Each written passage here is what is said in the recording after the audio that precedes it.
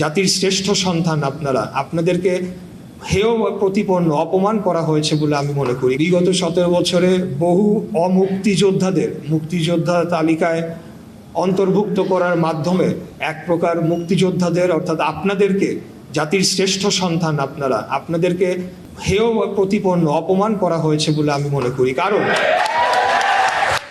এই তালিকায় যারা সশস্ত্র সংগ্রামে অস্ত্র হাতে নিয়ে জীবনের বাজি রেখে যুদ্ধ করেছেন, কেবল তারাই সেখানে স্থান পেতে পারে। সেখানে অমুক্তিযোদ্ধা, যারা মুক্তিযোদ্ধা ছিলেন না অথবা মুক্তিযুদ্ধের সময় তারা শিশু ছিলেন, তাদেরকে এখানে অন্তর্ভুক্ত করার মাধ্যমে হয়তো ফ্যাসিবাদী আওয়ামী লীগ তাদের রাজনৈতিক স্বার্থ চরিতার্থ করেছে বটে, কিন্তু সেই সাথে আপনাদেরকে অপমানের একদম চূড়ান্ত জায়গায় নিয়ে গিয়েছে। মুক্তিযোদ্ধা শব্দটির আগে ভুয়া শব্দটি শুনতে আমি একজন বীর মুক্তিযোদ্ধার সন্তান, কোনোভাবে এটা আমরা মেনে নিতে পারি না, এটা মেনে নেওয়া যায়। আমরা ইতিমধ্যে এই বিষয়ে কার্যক্রম শুরু করেছি। আমার জানা মতে 6000-এর অধিক অমুক্তিযোদ্ধাদের তালিকা থেকে বাদ করা হয়েছে। এই কাজটি সম্পন্ন করে জাতীয় মুক্তিযোদ্ধা কাউন্সিল।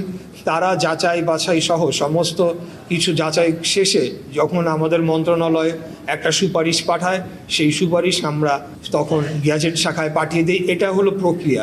তাই আমি আপনাদেরকে কথা দিয়ে যাচ্ছি যে আগামী দিনে জাতীয় মুক্তিযোদ্ধা কাউন্সিলও পুনর্গঠন করে সেখানে সঠিক ব্যক্তিদেরকে যাতে নিয়োগ দেওয়া হয়। বীর মুক্তিযোদ্ধাদের ওয়েলফেয়ার অর্থাৎ আপনাদের চিকিৎসা, আপনাদের বাসস্থান সহ যে বিষয়গুলো রয়েছে সেটিও যাতে আরও বেটার কীভাবে আমরা সার্ভিস দিতে পারি, এবং বীর নিবাসের যে প্রকল্পটি গ্রহণ করা হয়েছিল সেটিও সঠিকভাবে বন্টন করা হয় নাই।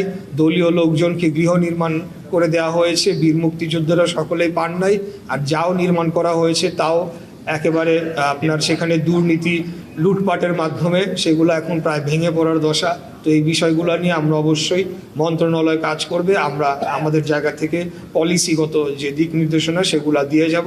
আমাদেরকে কিছুটা সময় দিবেন, পরামর্শ দিবেন, আমরা অবশ্যই আপনাদের সেই কাজগুলো করে যাবো ইনশাআল্লাহ।